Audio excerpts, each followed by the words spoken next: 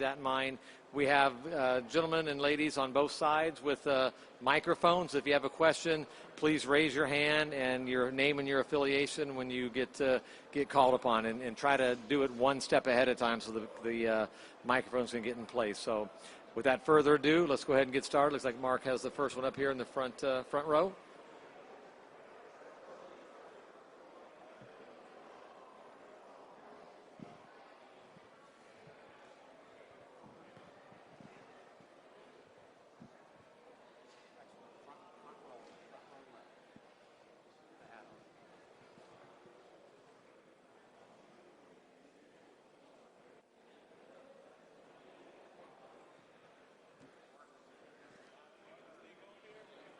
No questions? Okay, thank you.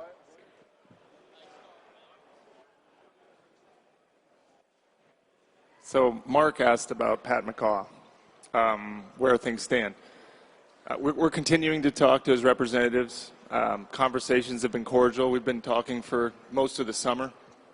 We're going to keep talking. Hopefully we reach a resolution that works for him and us. Love to get him here. And that's the plan now, to keep working in that direction. Marcus Thompson. This year, your bench was a concern. Do you feel like going into this year you addressed that concern? I don't know. I hope so. Every year we try to have the best starting lineup we have, best team we can make. It's an interesting team. It's different because sometimes our starters play with the bench, so our bench production suffers as far as, at least numerically. We don't have a highly productive bench statistically, but sometimes the bench includes Klay Thompson or Kevin Durant. When Cousins gets back, it'll be interesting to see how we use him. But the point is I think we've got a good team. We've got a capable team. Steve does a great job of finding the right roles for guys. So yeah, I think. Doesn't really matter what I say today, but I think we got a pretty good team. Great. Connor, front row, middle. Bob, with things kind of in flux with Pat, how do you evaluate the back end of this roster? Are you guys trying to fill that 15th spot this preseason, or are you open to keeping that open going forward? Well, historically, we've carried 15 for most of the season. We've done a couple buyouts and signed guys in the past where we've had to cut a guy. We've done that the last couple years, or 2 of the last 3. The idea might be different this year. We might carry 14 going into the season and see what develops. Obviously, we want to give Steve the best chance to win and give our players the most depth we can. So we're going to have quite a few guys in camp, and we'll take a look at them. The NBA's two-way rule allows us to utilize that. We did that with Quinn Cook last year, and it was good for us, which is nice. So we'll see. We haven't had that kind of flexibility. Like I've said in the past, we've carried 15. This year, I think we'll go into the season with 14, but it's hard to say who exactly that will be at the end of the roster. Janie over here on my right. Hi, Bob. You said last week you might have an update on DeMarcus, that he was going to be reevaluated by Dr. Ferkel. What do you know in terms of the timeline, and how encouraged are you by that reevaluation? Well, all indications are that he is progressing well. He's doing a lot of work. He's even doing some work out on these are basketball courts that we're sitting on right here. So he's doing work out here, and he looks good. I think he's on schedule. What that schedule will probably be predicated on how he does when he starts going full speed. He's not able to go full speed yet, but he's going to get in some drills, the ones he can, non-contact type stuff. We'll probably reevaluate him, and Raymond will probably let everybody know in about 4 weeks with another update on where he's at. But I know there's been a narrative that we're going to save DeMarcus for the playoffs. I think that's inaccurate. When he can play, he'll play. We won't rush him, but we also won't hold him back. We need time for him to acclimate. We need to acclimate to him. But it's an exciting thing to be able to look forward to for our whole team. Any other questions for Bob?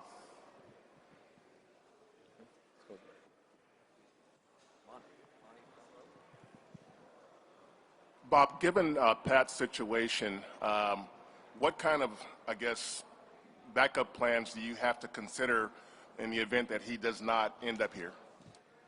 Well, he plays the wing position, so we have to probably examine all the different wing possibilities. There's veterans.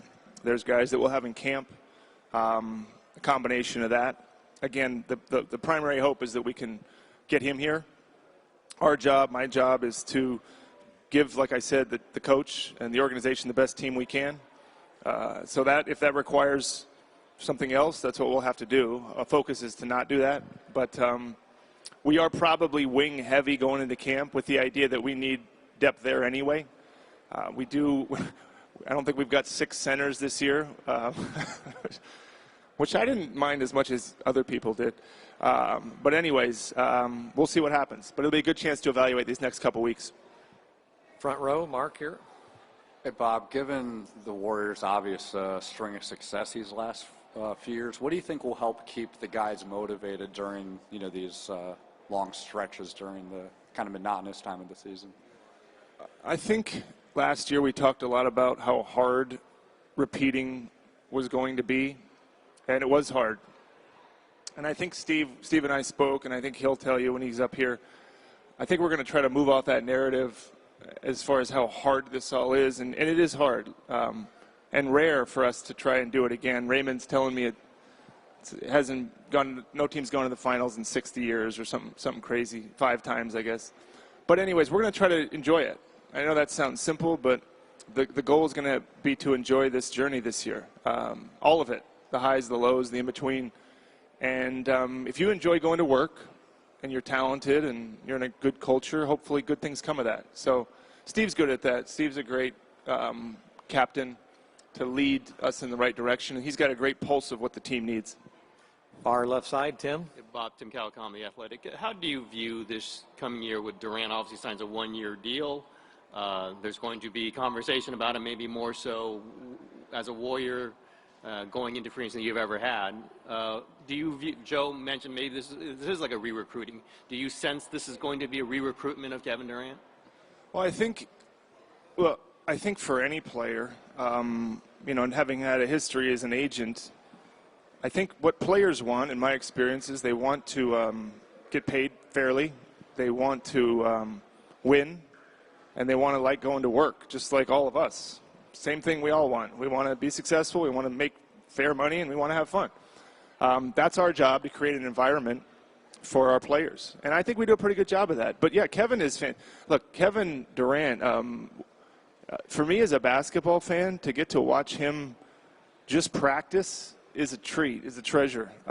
What we're experiencing right now, I have to remind myself, this is such a rare time for our organization to have this kind of talent. Just for me to go to our games, forget about being the GM of the team, to watch our team practice and play, to watch Steph Curry shoot on this basket. I'm going to remember that stuff for the rest of my life. To watch Kevin Durant and Steph Curry right here do a shooting drill. I mean, I don't take any of that for granted.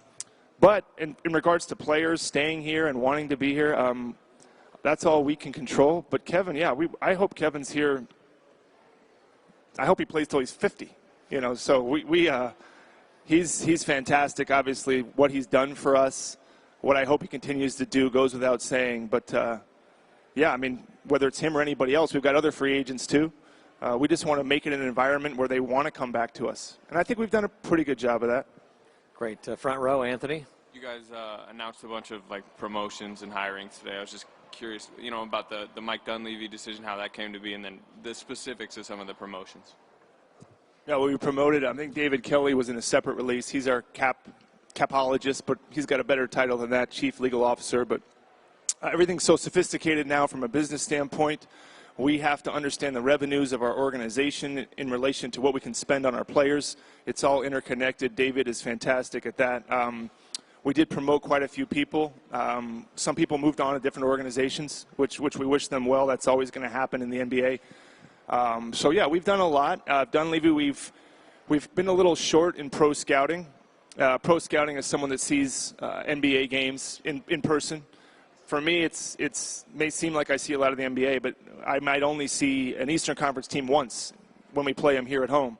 That's not enough to truly evaluate the player in a trade. Even in free agency, you want to have a better understanding of who you're signing. If you've watched him 15 times live and I've watched him once, well, your opinion's probably going to be more weighted than mine. So a lot of teams are more getting involved in pro scouting. We've got some great college scouts as well. So that's the impetus behind him. We want to grow organically. We want to reward our people, and we want to keep hiring good people. Front row, left side, Marcus. There are a couple guys on your roster. I can't think of their names, but they're due for big extensions. Who's that?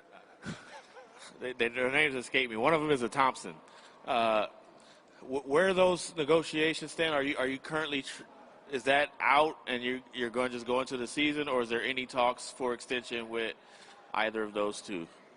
Yeah, we've talked to both of those two. I think we've got a window till the 31st. Again, and any negotiation has to work for both sides. But those two players, those are guys that you want to keep in your organization, along with a guy like Kevin Durant. I mean, those guys, you do what you can to retain them. But you also want to treat them fairly, and they want to get what they're worth. So that's what you have to work towards, and I think we've got great dialogue. Where it'll end up, I don't wholly know right now. But if it works for them or works for us, we'd be happy to go that direction. Final one for Bob. Mark, middle row. Mark Spears, undefeated. Do you feel like this team is rested and there's no overseas trip this time? And also, what do you lose in a locker room sense with David West not coming back? Well, are we rested? We better be, right? Because we're starting tomorrow. Talking to some of the players this offseason, I think people went away, Mark, more than ever. I would talk to other GMs over the last couple weeks, and their players were in working out. And part of me thought, why shouldn't our guys be here?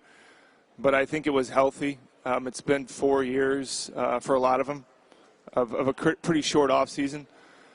But they know each other well. I mean, I'm sure they're reconnecting in there right now. It's a pretty tight-knit group. And so it's interesting, having had the experience of going to the finals for 4 years, it gives you an ability to maybe find a rhythm in all of it. So I think they're going to come with a good energy. And I think it's still – it's a greedy team. They still want to keep winning, and that's pretty powerful. David is irreplaceable. David's one of the best people I've ever met. You cannot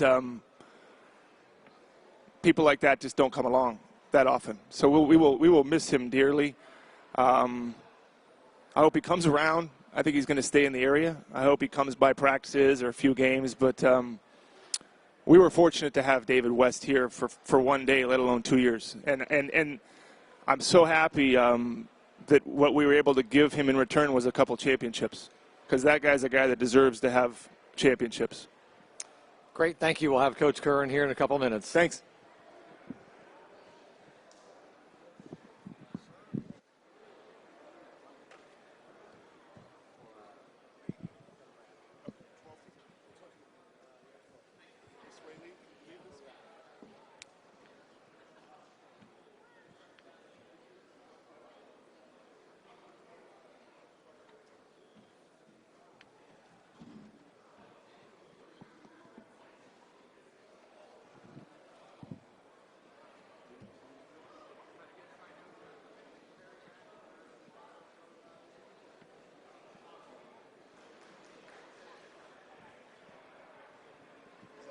For coffee.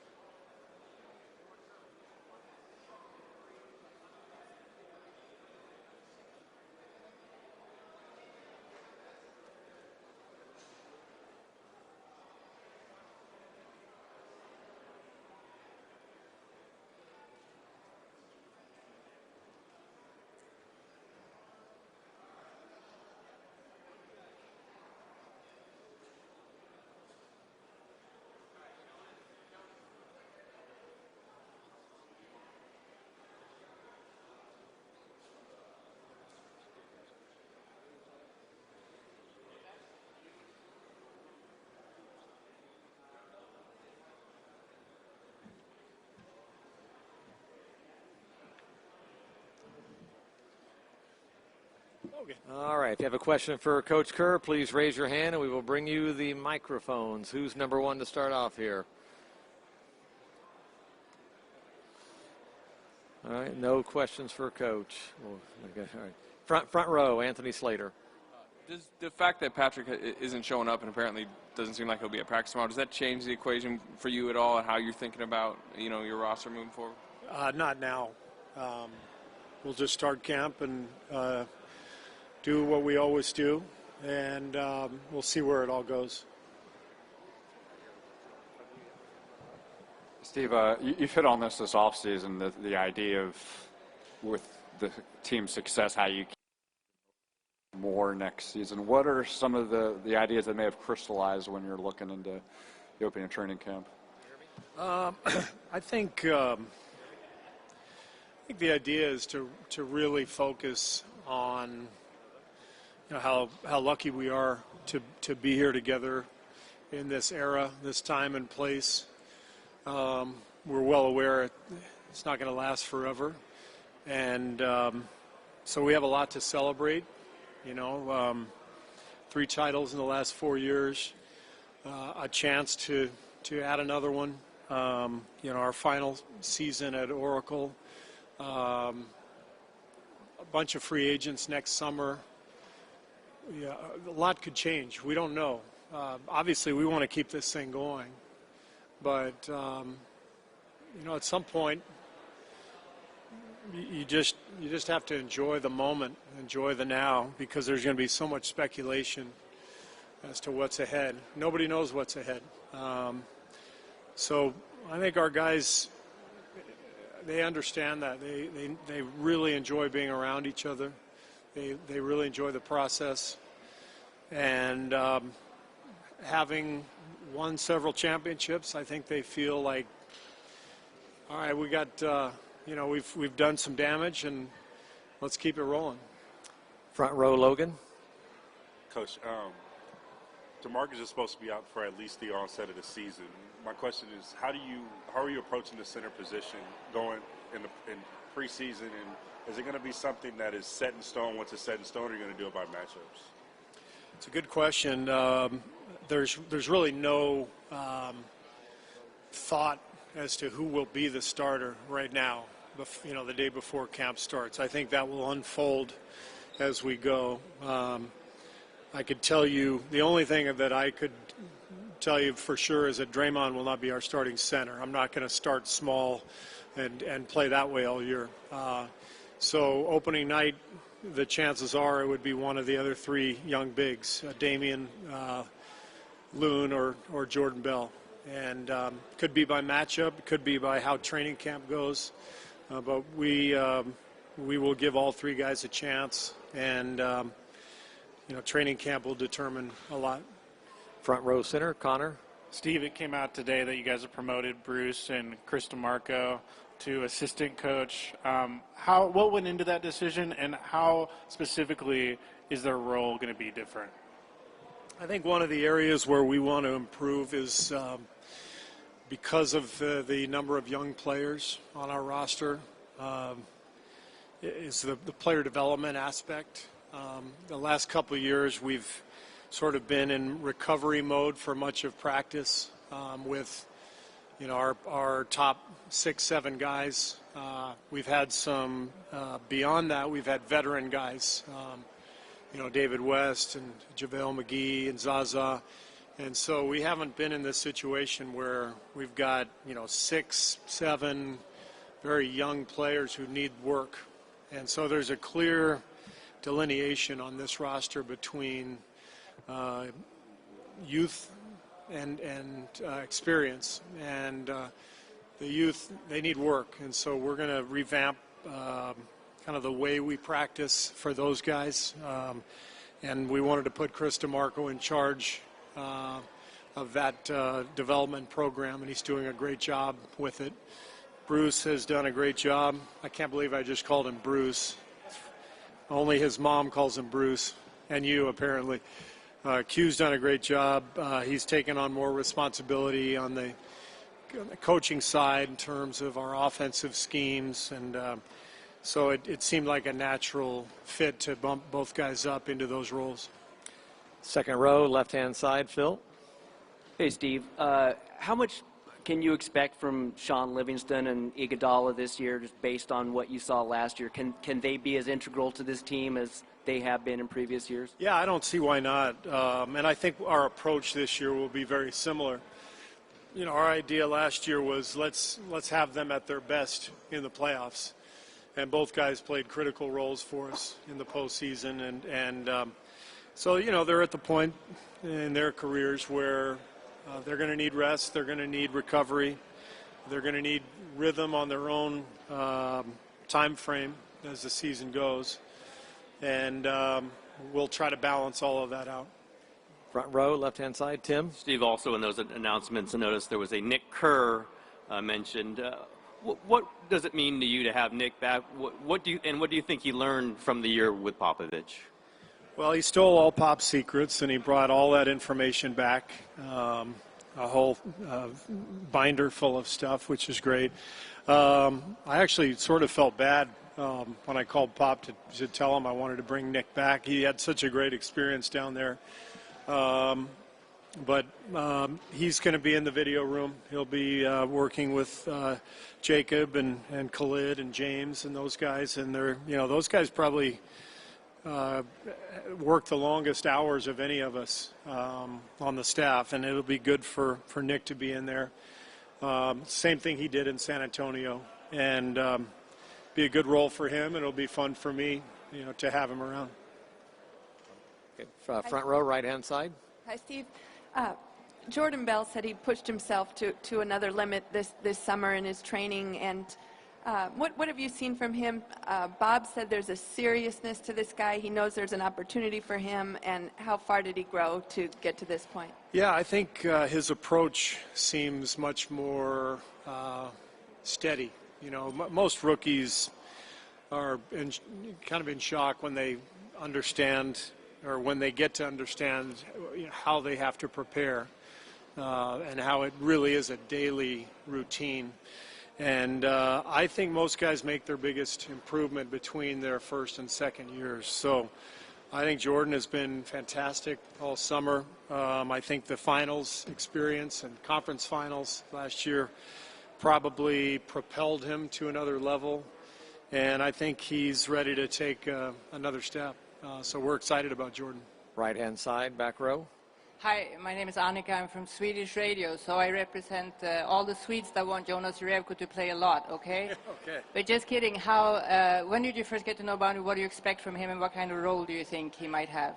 I first saw Jonas play at the Euro camp, Euro pre-draft camp in Treviso. I think that would have been 2009, maybe, and was really impressed. I was with the Phoenix Suns then, and he came in and was very aggressive and physical and could make shots, and so I liked him back then. I've watched him since, and he's a good role player. He's a guy who can step out, make three-pointers, but knows how to play. Good cutter, good screener. So he's going to be a very good addition to our team.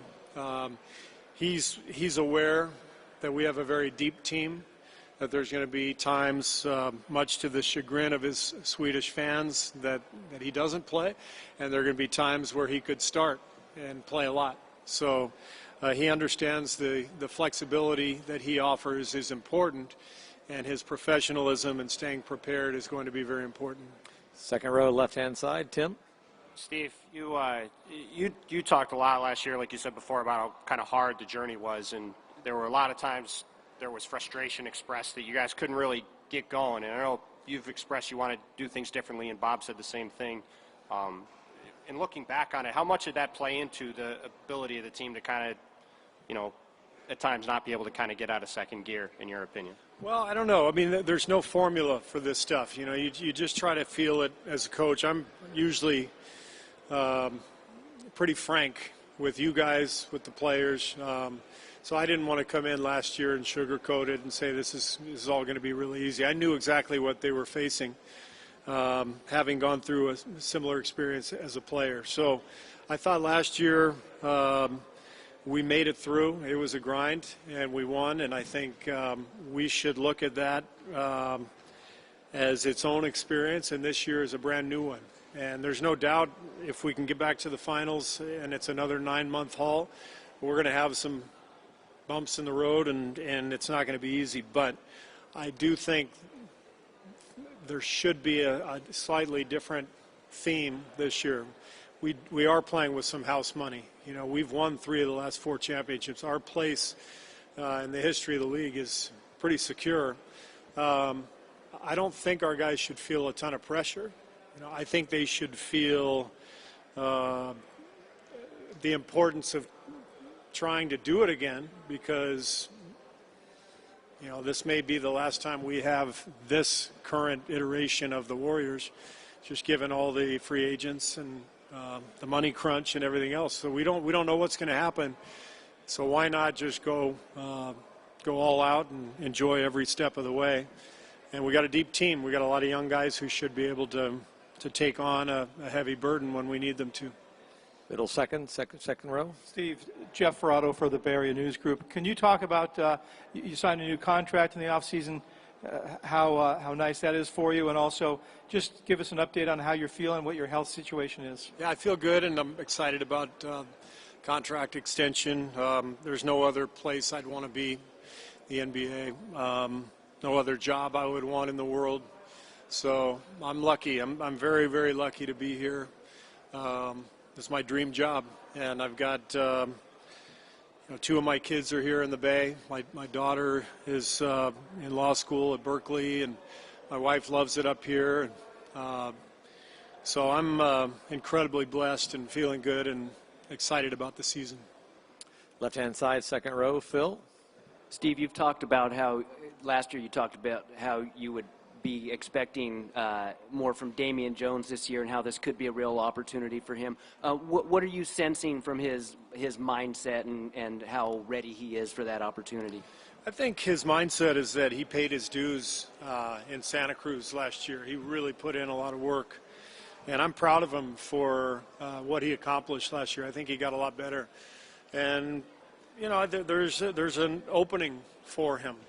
Now, you know, with our veteran centers having moved on, there's a spot that is going to need to be filled, and he can play a role in that. And it may be, again, it may be something we do matchup-wise, you know, as far as, you know, who we're playing against each night.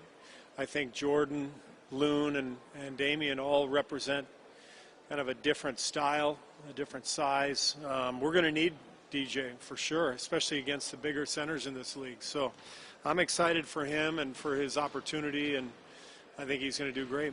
Last question for Coach Kerr, front row, Mark. Steve, when you look at the bench this year compared to last year in terms of youth versus some of the veterans, how do you kind of weigh some of the potential benefits of having younger players versus how do you offset just losing some of the veteran voices? Yeah, I mean, we'll see how it plays out. I mean, I think the last couple of years, tough to quantify the impact that David West and Zaza and JaVale made. You can't just look at the stats and say, well, we can replace that.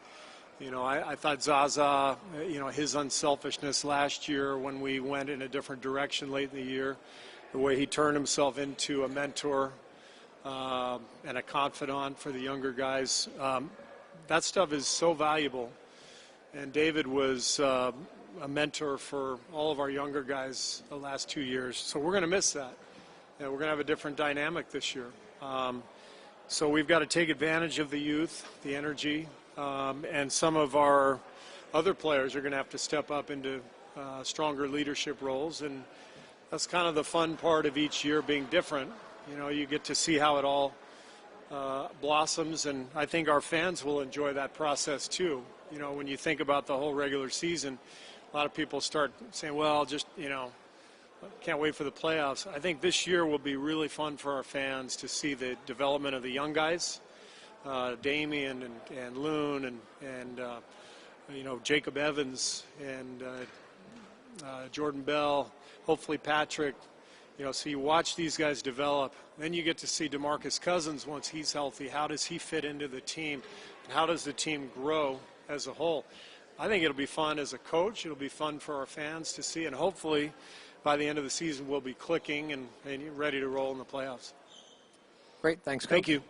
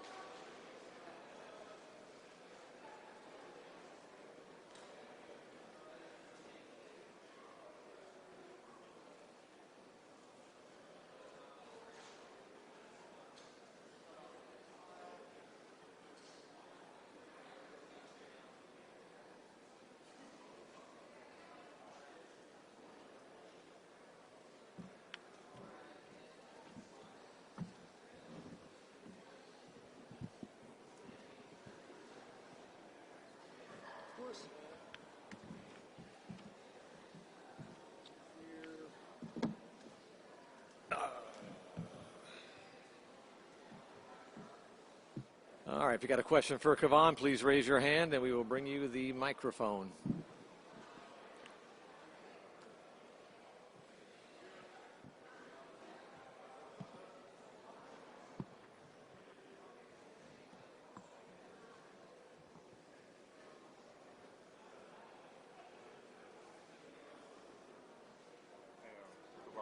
Obviously, you can walk. Hey, obviously, with DeMarcus being out for the onset of the season, there's a three-way battle for the center position that you're a part of. Right. How do you feel about going into that, and what do you think sets you apart in that three-way battle? I think we all bring something different to the table at the center position. Since I've been here, we've been playing center by committee, so that's how I see what we're going to do to start the season off. DeMarcus is a great talent, and when he's coming back, he's going to take that spot. But until he comes back, we're going to go out there and do our best and hold it down out there. And I know I'm a good rebounder, good on switching screens, and a good defender, and I'm looking to improve my offense. And hopefully I can go out there and show what I can do. All right, hang tight here. We're going to go back middle for Rich. Hey, Kavan, Rick Tittle with 95.7 The Game. At this time last year, there was speculation you might not even make the team. Right. So how fulfilling is it knowing what a huge role you ended up playing in a championship season? It's a great feeling. All the hard work I put in last summer, it paid off for me during the season. Coming into training camp, there was a lot of doubt but what I could do, but I stayed confident. My teammates stayed confident in me, and coaches stayed confident in me, and they gave me the opportunity to play, and I tried to take full advantage of it. And now with some of our guys leaving and DeMarcus being out, us young guys are looking to do the same thing and take advantage of the new opportunity this year. Great. Front row, left-hand side, Anthony. What was the free agency process like for you, and was there ever a chance you were thinking about going elsewhere? Free agent was new to me. The market wasn't really that good for the big man this summer, and so me knowing that going into it, when the Warriors offered me a contract, I knew I wanted to come back and try to do it all over again. To be part of something special and compete for a championship is something that's not always capable in every other team. So I wanted to be part of something special this year. Great. Middle section, very back row.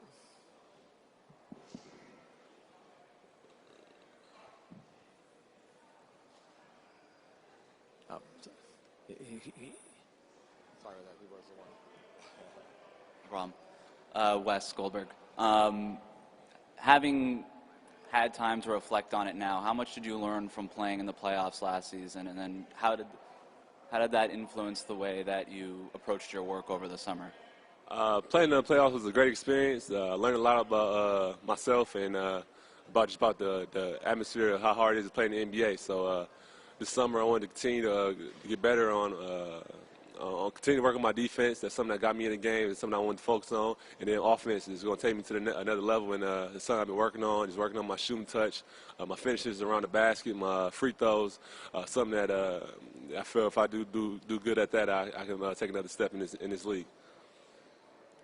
Great. Any more questions for Kevon? We have back third row, Felicia, left-hand side.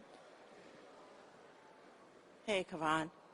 With this being the last year you guys are going to be playing at Oracle, can you think offhand what is your most memorable memory of playing at Oracle?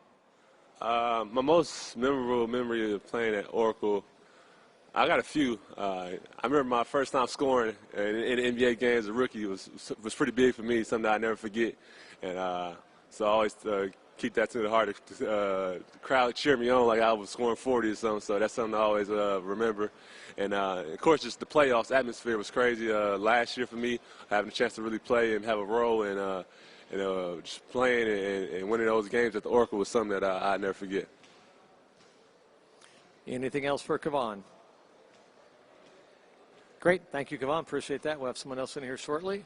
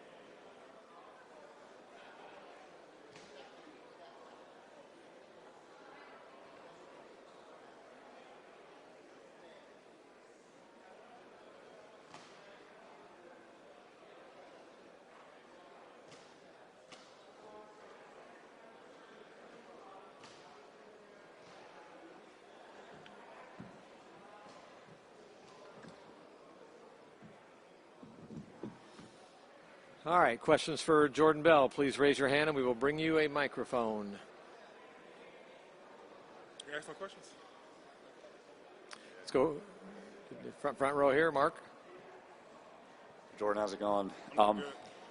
When you look at just your own development, a lot of young guys, what do you think the potential is for that group? I think we could be really good. Obviously, with the talent we have, as far as like the younger guys, I was in the gym with Looney this whole summer. Me and him been working out this whole summer together. We've both definitely improved a lot, and so I think every year we're just gonna keep getting better. Roles keep expanding, just keep developing as players. How do you guys try to just make up for the fact you guys lost some veterans in the locker room? I mean, just take what we learned from them last year, on the court and off the court, just being a pro. There's a new rookie this year, Jacob Evans, so trying to instill the stuff that David West, JaVale, people like that instilled in me and stuff like that. Middle row here, Jeff. Jordan, Jeff Ferrato for the Bay Area News Group. Can you talk about how you plan to embrace potentially having a much bigger role here in year two, and how do you think you've developed potentially into a more complete player? I mean, I'm definitely ready for a bigger role, but I think the work I put in this summer will shine during the season. What was the second part of the question? How you expect to be a more complete player? Just not making so many mistakes like I did last year, defensively and offensively. I have a year under my belt now, so I kind of know how things are ran as far as like our team, and then also with other players. Just keep trying to memorize people's scouting reports, take away tendencies, things like that. Anything else for Jordan? Ray Ryder, left-hand side, second row. Once the title had been won and you were done celebrating like everybody else, how did you approach this summer as opposed to last summer, knowing what you did when you came in and knowing what's required of you now? I definitely approached it totally different just because last year, like you said, like I didn't know what to expect. This year I knew exactly when we were going to start, how things are ran, what our practice is going to be like, and things I had to like change about my body, getting stronger, faster, quicker, and just trying to develop as a player all around. All right, any more questions for Jordan? Mark right here in front. Jordan, have you had a chance to talk to Pat and what that's like for him this summer, even up to this point, not knowing where he's going to be? I talked to him, but we and him were friends, so like I knew this is probably something he really didn't want to talk about, so I didn't bring it up and he didn't bring it up. So we just talked about life, our girlfriends or friends, so mostly how to keep them happy. Anything else? Great, thanks Jordan, appreciate that. Yep.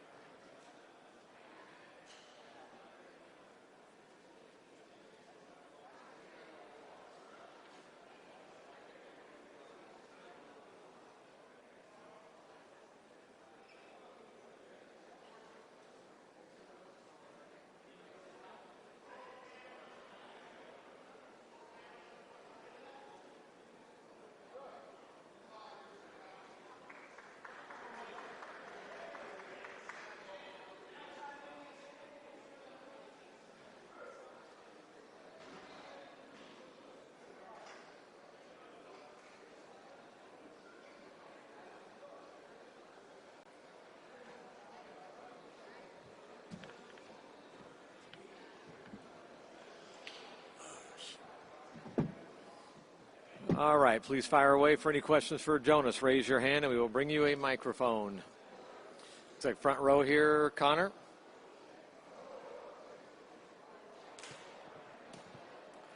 How was your summer, and how are you feeling right now, day one in a new setting? How's your transition going? It's going good. I mean, they're making it easy on me. You know, we got a great team with a great staff, and, you know, everybody's been really friendly. So myself, I had a great summer. Worked out a couple times a day, and just really concentrating on my body and my shot and myself, and just coming in healthy and coming in shape. So I feel really good. But like I said, they've been really helpful, the team, and just everything's been great. So I'm happy to be here.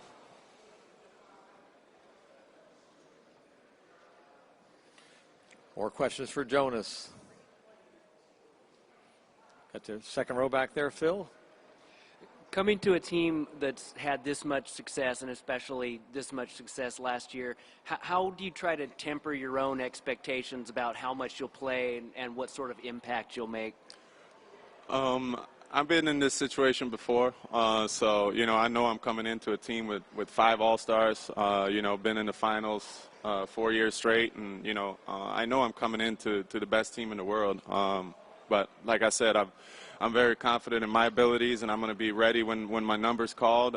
You know, if that's at the 3 position, 4 position, 5 position, whatever it might be, I'm going to be ready for it. I feel like, you know, I'm playing really good basketball, and this is a team that plays the way I want to play. It's team-first basketball, find the open man, knock down shots, you know, and I got great players around me, and that's only going to make me better. So looking forward to it. Left-hand side, back row. How you doing? Steve talked about how, you know, you're this really good role player for them, and I'm just curious, you've been a role player on other teams. How do you kind of figure out what your role is? Is that something you talk with the coaches about, or is it just more of a feel once you start playing with these guys? It's probably a feel once I start playing. But like I said, I'm a team first, dive for loose balls, play defense, rebounds, whatever I need to do to be on the court and stay on the court, I'm going to do. I'm not worried about my shots. I'm not worried about any of that. I'm going to set screens to get Clay and Steph open. Whatever it might take to stay on the court, I'm going to do. So I put in the work this summer to come in ready and just be prepared for whatever I need to do. Middle section back. Jonas, right here. This team, though, when they bring you in, they want you to shoot. They don't want you to give up open looks. That's kind of been the history the last 4 or 5 years. Are you excited about that? Very. I'm shooting the ball really well. I've been shooting the ball well for a few years now, and this summer has just been shooting a lot of threes, and you know, I'm shooting with confidence. So, yeah, I mean, if they want to leave me open, you know, I'm going to make them pay. So, but like I said, I'm a team-first guy, and if I get the open shots, I'm going to shoot them. And if somebody else comes out, and I'll give it to somebody else to shoot it. But like I said, I'm definitely going to be ready to shoot, and I feel really confident in my shot. I'm knocking it down, so I just want to get started. Great. Anything else for Jonas? Is that it? Great, thank you. Cool. It's nice and easy.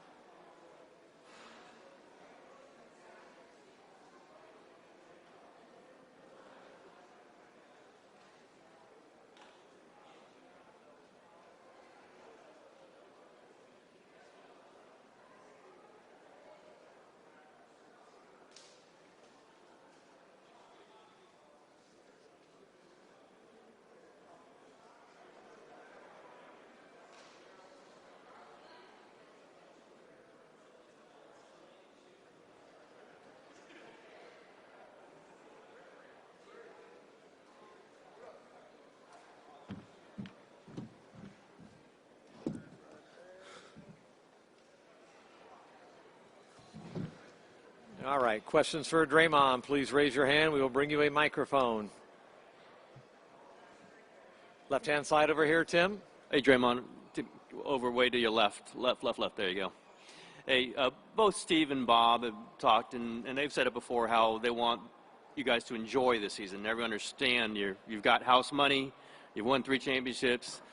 Who knows how long this might last? Is that in your mind right now? Do you think of it that way, or maybe do you have a different approach? I mean, I definitely don't approach it like we're playing with house money. You know, we do have 3 championships. They're all in the past. It's about approaching each year with that same goal and that same mentality. And the moment you get to the point where you're like, oh, man, we're just playing with house money, we already got it, you're done. And none of us are ready for this run to come to an end. So we got to continue to approach it like we got 0. And that's cliche and impossible to do. But you want to try to get as close to that as you possibly can. And that's my mindset always entering the season. Front row, right-hand side, Mark. Hey, Draymond, what's your philosophy overall with the idea of extension talks? What sort of things are you weighing as far as how open you would be to that versus just waiting? I mean, you know, this is a business, so you always have to explore those options, you know, and see what makes sense, what doesn't.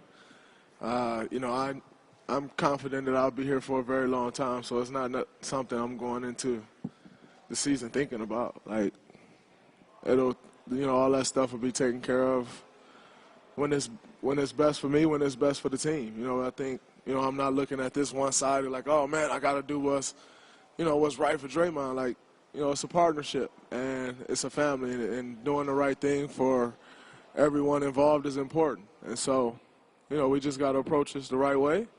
And when the time is right, you know, all that stuff will be taken care of. But I'm not going into this season thinking about it.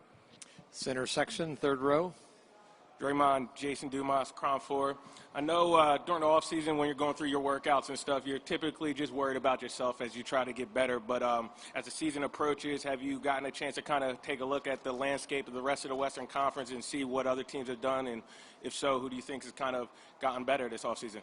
I mean, I'm a fan of basketball, you know, so I'm always, you know, just interested in what's going on, watching all the moves. You know, I think some teams have improved. Obviously, the Lakers hasn't, you know, look like they're going to improve, you know, and several other teams. At the end of the day, I think a lot of people count the Spurs out. Like, you know, they're going to be good, so they're always good. So it's going to be teams that are really good, but, you know, I approach it the same way. You know, if we play our best game, our best brand of basketball we can play, we'll win. And so that's my focus, on us being the best us, knowing that if we are, it really don't matter what anyone else does. Front row, right-hand side, Janie.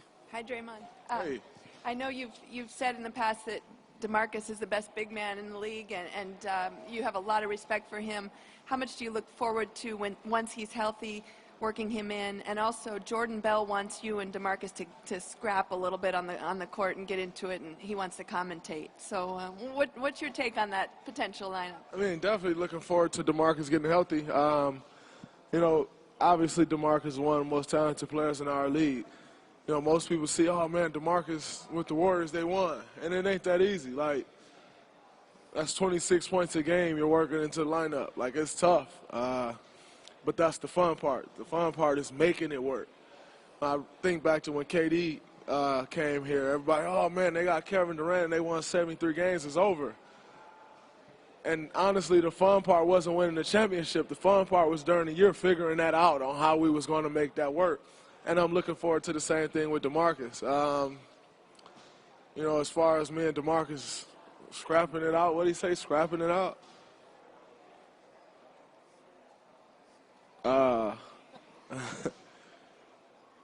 Why Jordan want me to fight? Why he won't fight? He a young guy. He should be the one wanting to fight. I'm getting old, so he can have that. Right, front row center, Logan. Hey, you kind of spoke on DeMarcus, but he's probably going to be out for the onset of the season, which means there's going to be like a three-way battle for the center position. How does that affect you? How does that affect you with the team and just running the offense and defense, knowing you'll have a younger guy there than in previous years at center? I mean, it's, I think with having a younger guy there, obviously, comes with more athleticism, more speed. That's just kind of the nature of the game that we play. So it may speed the game up for us a little bit. But, with not having a Zaza or D. West or Bogut, D. Lee, it's different. That'll be a different feel for us. Nonetheless, what those guys that came before these young guys has taught myself and these guys is important. And you take those things that they taught you and the things that, all three of those guys I mentioned has given to this organization, and you try to add them, incorporate them into your game. Like I said, I think it'll be a different look, but nonetheless, all three of those, well, two, and I still think last year when we played Houston, Damian won us a game. So all three of those, or OKC, I think it was. All three of those guys has played significant minutes for us, and especially Damian and Jordan. Kevon and Jordan. They've played some significant minutes in the finals, conference finals, and they'll have an opportunity to get some big minutes, and I look forward to them competing for them. Far left-hand side, standing up against the curtain, Mindy. Hi, Draymond. Mindy Bach with ABC7. I just read your Instagram post. You said you didn't want to talk about last year till you were ready because it was the hardest season you'd ever been through. It was so hard. You're ready to put it behind you. But how do you build on that? What do you take from that season into this year where the expectations, you could say, might even be even higher for this team? Honestly, I don't even feel expectations anymore. Because our expectations for ourselves are so high that I don't really feel expectations from anyone else other than who's in this every day. Our coaching staff, our players, our front office, everybody who works in this organization who's a part of that grind every day. I don't feel expectations from anyone else, so that's that part of it is irrelevant to me. How do we build on that? You take the experiences that we went through, and you learn from them. The good and the bad. You try to take the good with you, but you don't leave the bad behind. You learn from those, so you don't go through those again.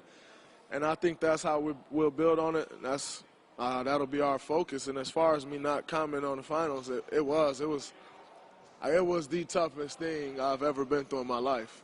Just last season, like I said, that Houston series was so tough. Even the finals, everybody like, oh, man, y'all won easy because y'all swept. Like, that wasn't easy. Like, it's not easy to sweep a team that makes it to the NBA Finals. By far, one of the toughest things I've ever done in my life was winning that championship last year. And afterwards, I didn't want nothing to do with it. I didn't want to think about basketball. I didn't want to think about the run. None of that. I didn't even want to see the trophy. Guys, we get an opportunity to, take the trophy back home or wherever you want to go. I wanted no parts of it. It was so tough that I really needed to decompress from that and just get away from it for a while. It wasn't something that I really wanted to think about. Now, we move forward and, appreciate what we did last year, but it's time to try to do that all over again. Left-hand side, second row, Phil. Draymond, kind of related to that last question, but at this point in your career and in the evolution of this team, is it enough to just say, hey, we're all professionals, we'll approach this as we always have, we'll do our best to win?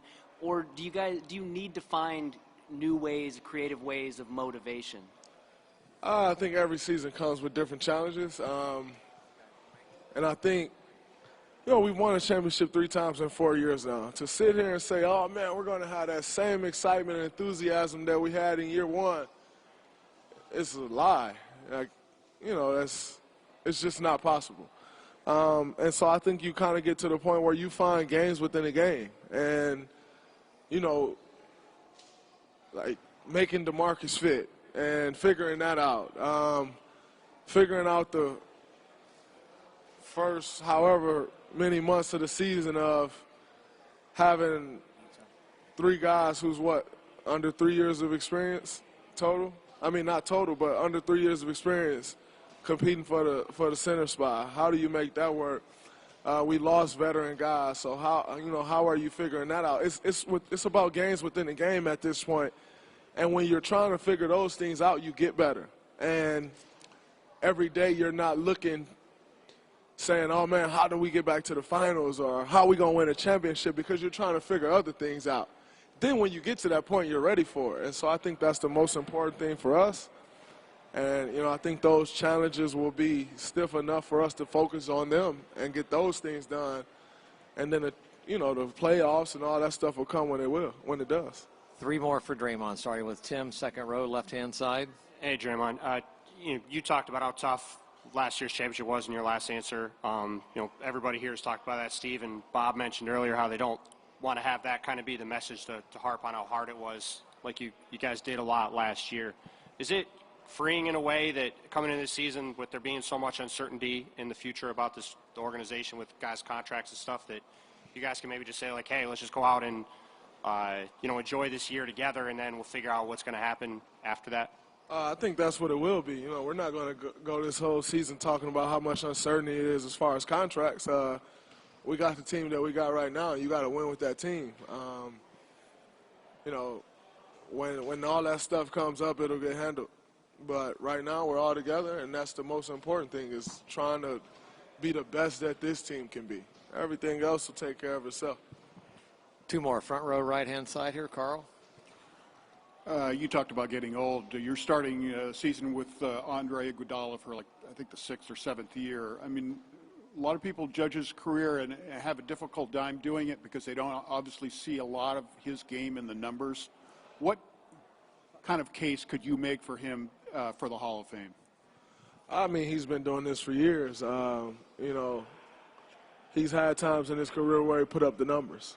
He had time in his career, where the numbers weren't there, but his impact was there. NBA Finals MVP, 3 championships, Olympic gold medalist. The resume is there for sure. All-star. The resume is there, and I think, he's done enough to solidify that. But I also don't think he approach every day saying, how do I get into the Hall of Fame? He's just not that type of person. But what he's done for this organization and this team, and what he's done for every organization that he's played in, he's made them a better organization by way of him being there, whether it's Philly, Denver, or here. He's made a better organizations and better teams. So, I think his case is solid, and, he'll continue to build on that resume. All right, 2 last questions, front row, left-hand side. Yeah, if you win Defensive Player of the Year this year or get All NBA, it bumps up the earning potential on your next contract. Is that something that you can or will use as a motivating factor in a regular season that I know can sometimes be mundane? No. Because I've never been one to do anything for money. I've never played basketball for money. I play basketball because I love basketball, and those are the things that's made me successful. I'm not going to get to age 28, like you're 23 of playing basketball, and switch that up now, because that hasn't been what's successful for me. What's been successful for me is my love for the game, my passion, and just having that drive to want to win. And when you do those things, when you're playing for the right reason, everything else seems to take care of itself. When you're playing for the wrong reasons, things usually don't go your way. And so I'll continue to approach the game the way I've approached it every year. That's trying to be the best me I can be, contribute to the best team I could possibly contribute to, and make the team as good as I possibly can and win as many games as I can. Other than that, it's pretty irrelevant. Last question, front row, far left, Tim. Draymond, you answered a little bit this with Tim's question about the future, but with Durant signing another 1-year deal, is it a little bit up in the air in your mind whether this group is going to continue past that year? Is Kevin a little bit, who knows what he's going to do after this season? No, I mean, I don't think about it like that. Also, I know I study the business side of the league. I don't just go play and say, oh, man, my agent will figure it out, or anything like that. Like, I study the business side. So I could be reading it wrong, and if I am, I am. But me knowing the business side of things, I understand what he did. And, we'll see where it all ends up. But like I said, we're not going to enter this season saying, K signed a one-year deal. What's next? What's next is this year. How are we going to approach this year? How are we going to get through this year? How good will we be? Will we three-peat? That's what's next. Everything else after this year, if we're going to focus on that, we may as well save our body, save our time, save the stress of going through an NBA season. If that's what we're going to focus on, it's not the focus. Our focus is trying to win a championship this year. And what comes after this year, whether we want to focus on it or not, it's not coming until the year is over. So we need to embrace this year and try to win a championship. And I know that's everyone's goal coming through this door. Great. Thank you. Appreciate that.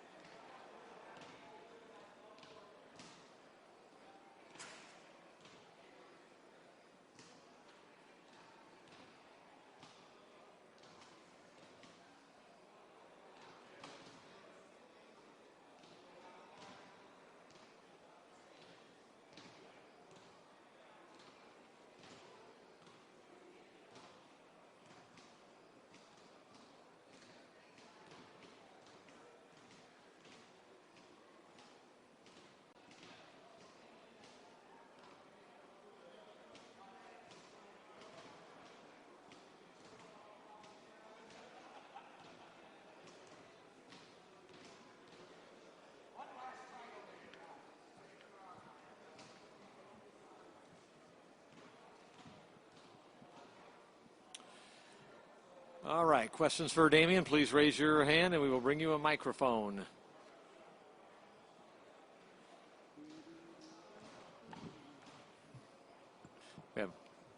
We have Logan, front row, center here.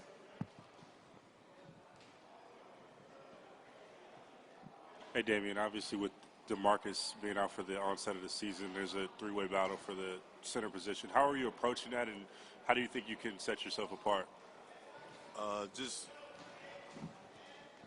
overall, I think it's a big opportunity, just come in and play.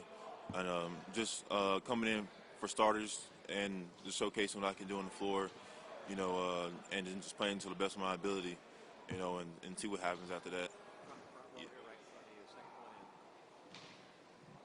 Front row, left-hand side, Anthony. Yeah, you injured your knee, I remember, in summer league. How long did that kind of sideline you, and are you affected at all by it now, or? I'm all good now. It took me about like a week and a half just to recover. Came in back to Oakland, got treatment on it, and it was all good after that.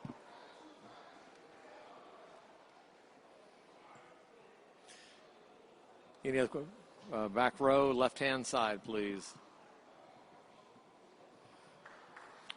You spent a lot of time in the G League, and Steve Kerr's talked about that, how that helped you develop. From your personal side, what has that done for you now that you have the opportunity to be a starting center? It shows the journey it takes. Everybody doesn't have the same journey, and just from there, just being able to play down there. If the first 2 seasons I was going to replay here, so having an opportunity to just go down and have that in-game experience was good. Left-hand side, second row. Hey, Damian, as you and Steve Kerr were walking off the court in the finals, he told you, hey, next year's your year. What did that mean for you to hear that from him on that stage at that point? Hearing that is pretty encouraging. You went through 2 years, just uncertain of everything. But then, having that, you go into the summer, with on your mind, just give it your best, just hoping for a big year to come up and, just preparing, for the best. Center section, back end.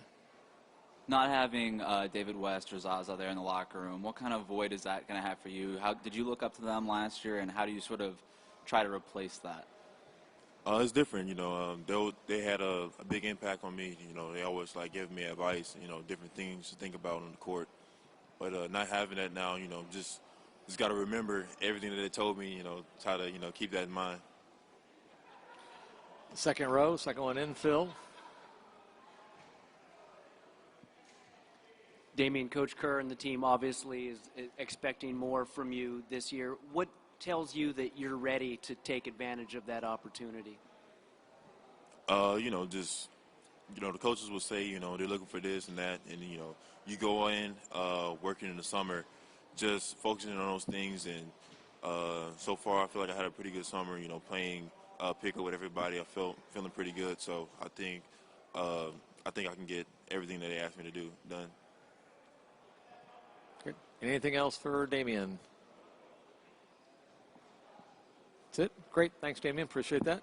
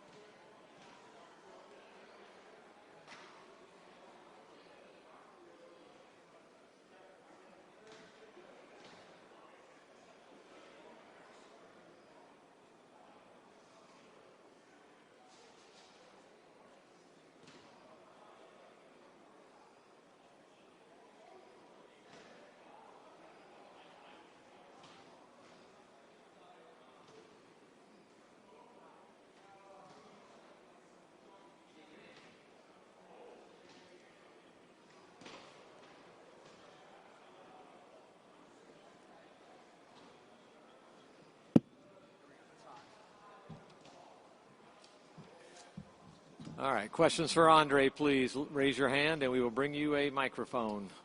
No questions. First row on the right-hand side. Let's start off with Carl here. A lot of people have been talking about what this team's motivation is. For a player who's been in the league for 14 years, and now you have 3 titles, you've accomplished just about everything you could possibly accomplish. What is your motivation at this stage of your career?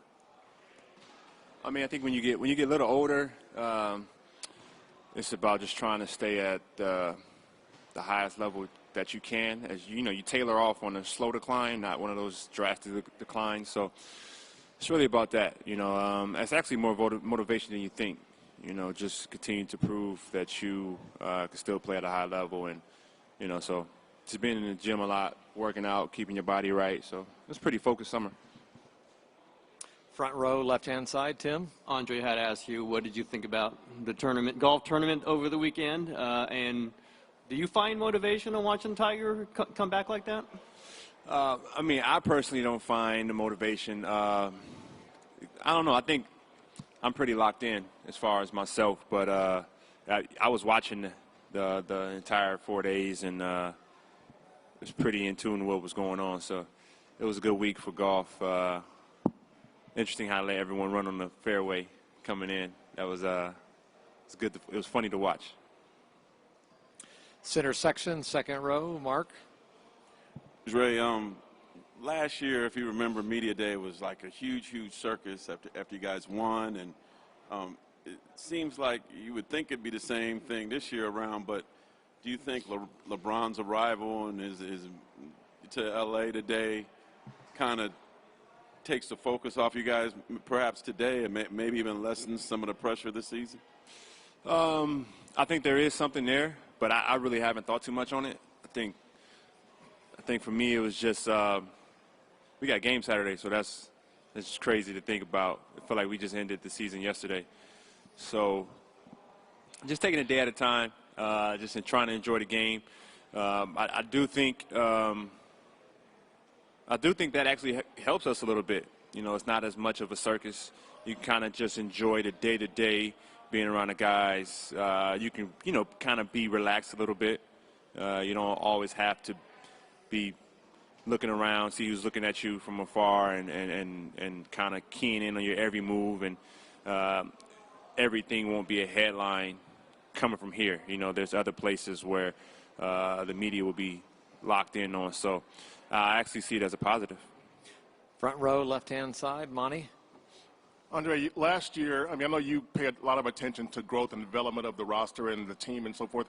There's a lot of talk about how difficult last year was, how challenging it was. What are the signs of growth you saw last year that maybe can apply to this year, make you guys better this year? Well, I think we had a lot of injuries, and I think it was more injuries than people noticed. So we had to really get over that hump. We had to fight through a lot of things. We had to deal with a lot of adjustments with the lineups. You know, it was a lot of the roles were changing from on a nightly basis. You know, one night you may play 5 minutes, and the next night, you know, Nick Young was playing 45 minutes. So it was kind of a roller coaster with your role. And I think the culture we've built, guys were able to have the right approach going into every single game. You may not know what your role was going to be that night, but you would embrace whatever it was. And, you know, we had some times that didn't go well. You know, we had a stretch at the end where, you know, four of our starters were out, four all-stars were out. And I thought that was some of our best basketball. You know, we all said, look, this situation everyone can take advantage of. And just having that right mindset can carry over. You know, you kind of set up the good karma for yourself. Center section, very back. Steve Kerr said that he thinks that the biggest leap with players comes between that first and second season. So do you agree with that? And then if so, what is it between that transition that leads to that development? The second season, you pretty much have a good grasp on the offense, and you can extend on it. You know, the first year is always the toughest year. You look historically over some of the teams. You talk about like the Atlanta Hawks, where they had 4 All-Stars one year, and that was their second year together. I think it seems like it comes from Popovich's his crew. Coaches that go and implement a system into a new place, and they really do a better job of executing than the second season. And we've seen that here. Our first year we were able to win it, but the next year we won 73 games. Our offense just seemed to be clicking, and then KD coming in his second year, we extended a little bit as well. So we're going to continue with that progress and bringing in Boogie. We look for, we don't know after this year, but we definitely can expand on what he brings to the table and having that low post presence that we've never had. Center section, very back, right-hand side. Ron? Hey, Andre. You've been known as kind of a mentor to some of the younger players. How does that extend off the court when you get to like some of the investment opportunities that you've looked at and just kind of mentoring them on money matters? Well, you try to just get them to have the reality check more so than anything. You see the glitz and the glamour of being a professional athlete, but you don't understand taxes. As an example. There's a funny skit on Instagram Spice Adam has when the rookie gets the first check and he's happy. Then he opens the check and he's like, who's FICA? Who's 4,001K? You start to realize it isn't what you thought it was.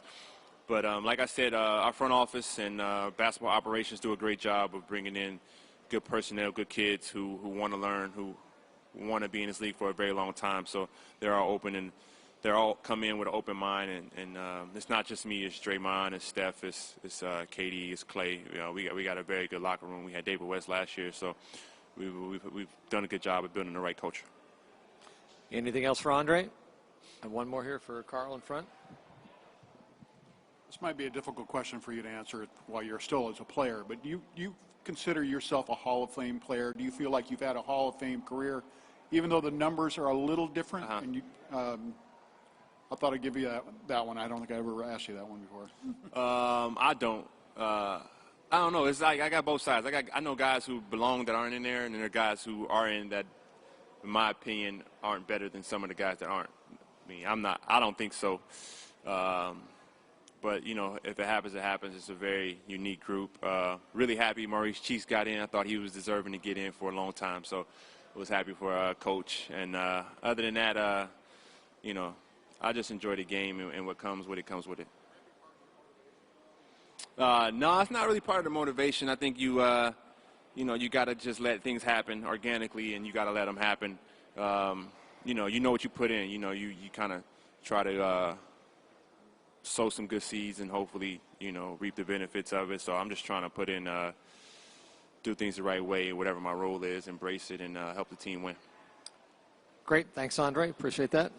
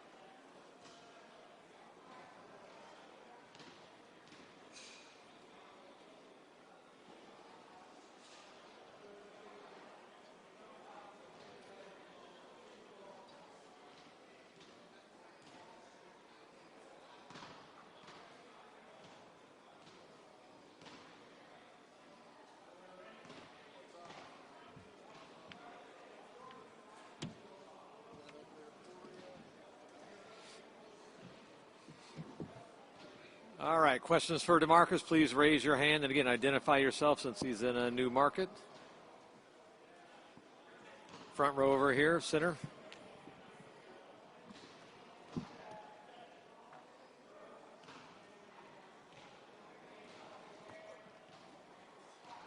Hey, DeMarcus.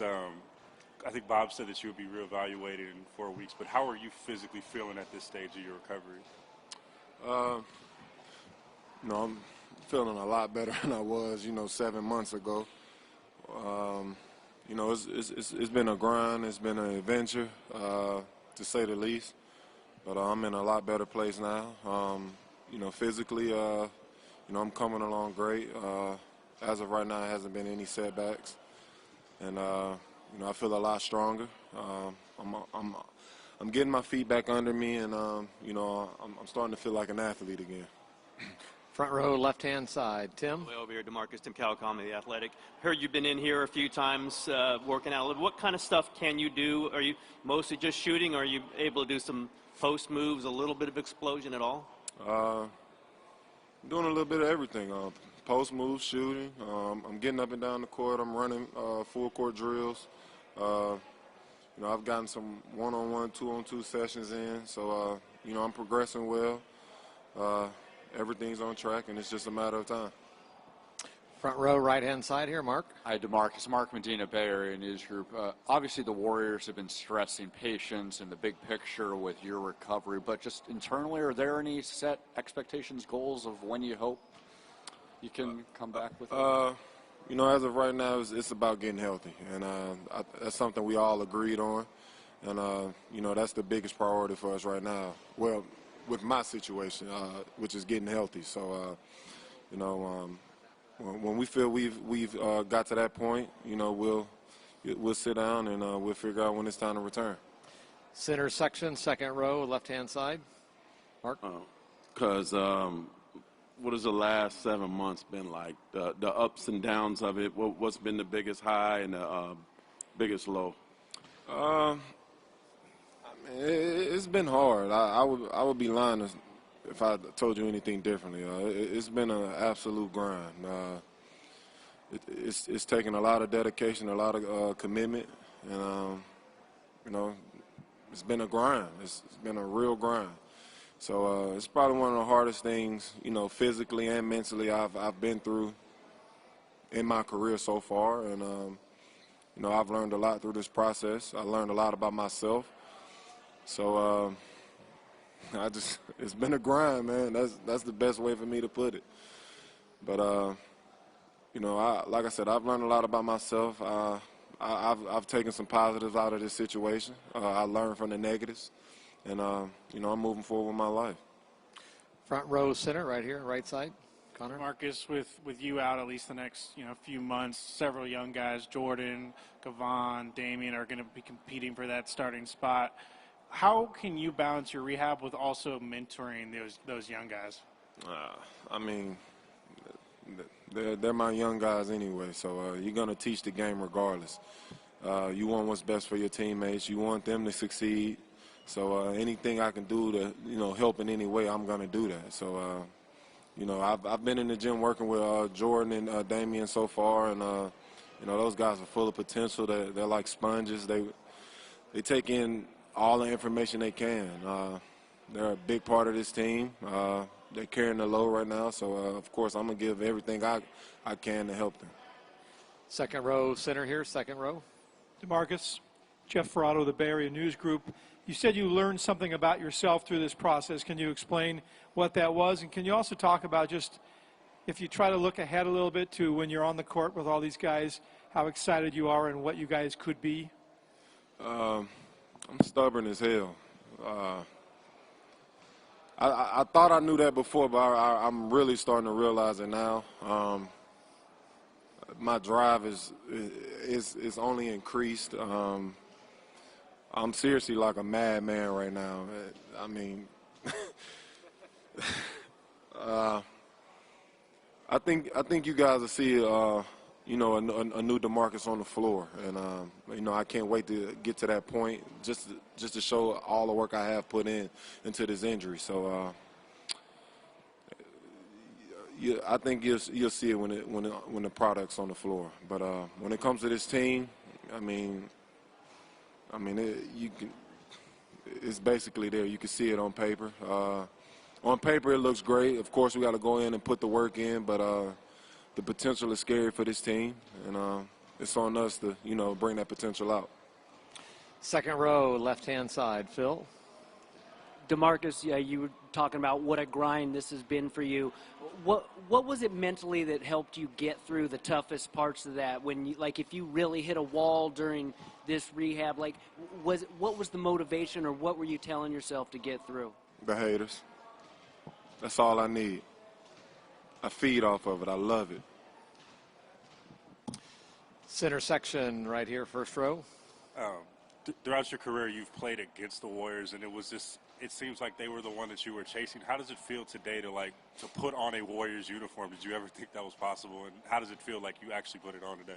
I never thought this situation would happen, but, it's happened. So, this is my team, and anybody that's followed me before this moment, you know how I fight for my team. So, it's the same thing. You step in them, you stepping in me. Center section again right here, front row. DeMarcus, you've obviously spent a lot of time not too far from here in Sacramento, but how's the actual acclimation process to the Bay Area? I'm trying to get used to this traffic, man. This traffic is crazy. 8 o'clock in the morning, it's bumper to bumper. So